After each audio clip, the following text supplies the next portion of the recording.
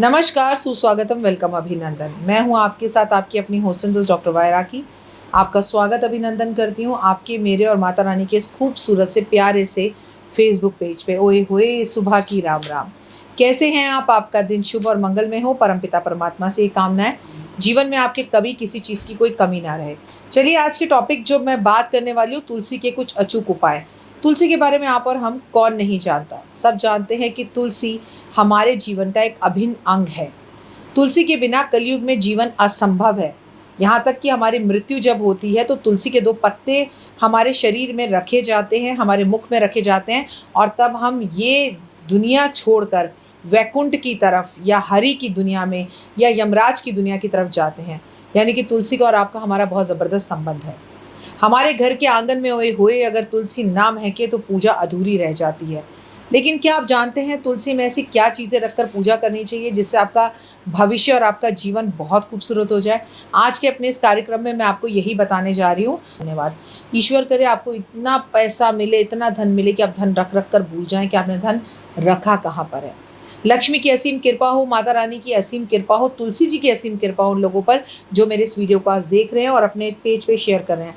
आप सब हम तुलसी की महिमा को भली-भाँति जानते हैं, परंतु आज मैं आपको बताऊँगी कि तुलसी के गमले में ऐसा क्या डालें, क्या भरकर रखें, जिससे आप दिन दुगनी रात चौगनी तरक्की करें और लक्ष्मी की असीम कृपा आप पर हो। तुलसी की पूजा आपके और हमारे घर के आंगन में होती है और होनी भी चाहिए। तुलसी का पौधा जिस घर में होता है, कहते हैं वहाँ यमराज कभी प्रवेश नहीं करते। वहाँ कभी जादू टोना नहीं हो सकता। वहाँ पर अगर कुछ भी नकारात्मक होता है या होने वाला होता है, तो तुलसी का पौधा स्वतः ही सूख जाता है। पूजा पाठ करते समय या जातक को अपनी झोली में या हमेशा एक याद रखनी चाहिए कि तुलसी का पौधा अगर आपके घर में नहीं टिकता तो उसके पीछे का कारण क्या है, ये समझना चाहिए। तुलसी की आप पूजा कर रहे हैं और वो पौधा आपके घर में नहीं टिक रहा, तो इसका कारण कई बार होता है उस घर में नकारात्मकता होना, उस घर में नज़र का लगना। अगर तुलसी का पौधा आपके घर में नहीं टिकता, बार बार सूख जाता है, तो पौधा आप किसी ब्राह्मण को बुलवाकर अपने घर में लगाएं या किसी 9 वर्ष की छोटी बच्ची को बुलवाकर एकादशी या द्वादशी वाले दिन उसके हाथ से लगवाएं। ब्राह्मण को घर बुलाकर जब आप तुलसी लगाते हैं तो पंडित जी से बोलिए, पंडित जी रामा और श्यामा तुलसी आप ही खरीद कर ले आइएगा और अपने हाथ से लगा दीजिएगा। या 9 वर्ष की छोटी बच्ची से तुलसी लगवाकर उसे थोड़े पैसे दे दीजिएगा। एक बात हमेशा याद रखिएगा कि साल में एक बार तुलसी की मिट्टी ज़रूर बदलनी चाहिए। अगर आप बार बार उसी कमरे में तुलसी का पौधा सूख रहा है, तो मेरी बात मानिए, मेरी सलाह मानिए कि आप एक ही जगह पर, एक ही आंगन में तुलसी का पौधा सूख रहा है, ग्राउंड फ्लोर पे सूख रहा है और फर्स्ट फ्लोर पर, 6th फ्लोर पर उसी घरों में अगर तुलसी चल रही है, तो आपको एक बार अपने आंगन की अच्छे से धुलाई कर कर वहाँ श्री लिखना चाहिए। वहाँ पर आपको श्री यानी कि स्वास्तिक बनाना चाहिए। शालिग्राम तुलसी के पास रखकर उसकी पूजा ज़रूर करनी चाहिए।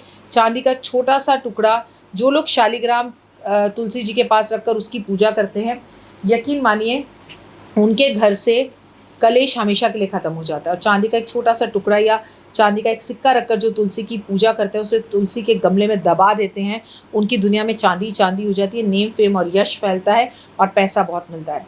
अगर आप किसी तीर्थ स्थान पर जा रहे हैं तो वहाँ से तुलसी का पौधा ज़रूर खरीद कर लाएं। मसलन अगर आप दिल्ली से कलकत्ता भी जा रहे हैं तो कलकत्ता की तुलसी लाएं। आप यहाँ से वृंदावन जा रहे हैं तो वृंदावन की तुलसी लाएं। आप यहाँ से मुंबई जा रहे हैं तो मुंबई की तुलसी लेकर आएँ। मतलब जिस भी राज्य में आप जाएँ उस राज्य से तुलसी लेकर आएँ। घर में कभी भी एक तुलसी नहीं होनी चाहिए। जी हाँ, जिस तुलसी की आप पूजा करते हैं वो एक हो सकती है, लेकिन घर के आंगन में आस-पास बहुत सारी तुलसी होनी चाहिए। लेकिन एक बात याद रखना, जिस तुलसी को हम बच्चे की तरह पालते हैं, पोसते हैं, अपनी बेटी की तरह उसे रखते हैं, उसे कभी भी तोड़-तोड़ कर खाते नहीं हैं। वो तुलसी अलग रखते हैं। पूजा करने वाली तुलसी अलग होनी चाहिए और घर में इस्तेमाल करने वाली तुलसी या चाय में डालने वाली तुलसी अलग होनी चाहिए। तुलसी के गमले में कुछ पैसे ज़रूर रखने चाहिए, ऐसा करने वालों की लॉटरी लगती है। तुलसी के पौधे में महीने में एक बार आपको गंगा जल ज़रूर देना चाहिए। अगर आप विदेश जाना चाहते हैं, विदेश से कोई सूचना पाना चाहते हैं, तो तुलसी के पौधे के अंदर बेहद ज़्यादा ज़रूरी है कि आप छोटा-सा एक गोमती चक्र ज़रूर रख दें। अगर आप किसी को तोहफ़ा देना चाहते हैं, तो मेरी सलाह ये है कि आप उसे तुलसी का पौधा ज़रूर दें। एक बात याद रखें हमेशा कि कभी भी तुलसी तोड़ते वक्त श्री कृष्ण आपको बुला रहे हैं, कृष्णम अर्पणम, कृष्ण जी को अर्पण करने के लिए तुलसी जी मैं आपको तोड़ के लेके जा रहा हूँ, ऐसे बोलकर तुलसी तोड़नी चाहिए। तुलसी के पौधे के अंदर अगर आप हल्दी की गांठ रखते हैं तो आपका विवाह जल्दी होता है। अगर गोमती चक्र रखकर आप पूजा करते हैं तो धन कहीं पर रुका हो या फंसा हुआ हो तो वो धन लौट कर आपके घर में आता है। अगर किसी काम पर जाने से पहले तुलसी की मिट्टी थोड़ी सी लेकर एक चांदी के डब्बे के अंदर अपने पास रख ली जाए और फिर काम पर जाया जाए तो निश्चित ही रूप से आपको सक्सेस मिलती है और आपके काम निश्चित ही रूप से होते हैं। उम्मीद है आपको मेरी वीडियोस पसंद आ रही होंगी। यूँ तो तुलसी के बारे में, उसकी महिमा के बारे में जितना भी बताया जाए उतना कम है। वैसे कहते हैं कि कार्तिक के मास में सुबह उठकर तुलसी की महिमा पढ़नी चाहिए, तुलसी को जल देना चाहिए, सींचना चाहिए, उसे स्पर्श करना चाहिए, उसकी परिक्रमा करनी चाहिए, उस पर जोत जलानी चाहिए। लेकिन शायद आप में से बहुत कम लोग ये जानते हो कि पूरे चैत्र मास से लेकर और हमारे 12 के 12 हिंदी कैलेंडर, हिंदी महीने और पंचांग के हिसाब से कोई भी महीना ऐसा नहीं बताया गया जब तुलसी की पूजा नहीं करनी चाहिए। गलती से भी संडे वाले दिन तुलसी पर जल, पानी या दीपक नहीं लगाना चाहिए, तुलसी को छूना या स्पर्श नहीं करना चाहिए। फिलहाल मुझे दीजिए इजाज़त, अपना और अपनों का रखिए खास ध्यान।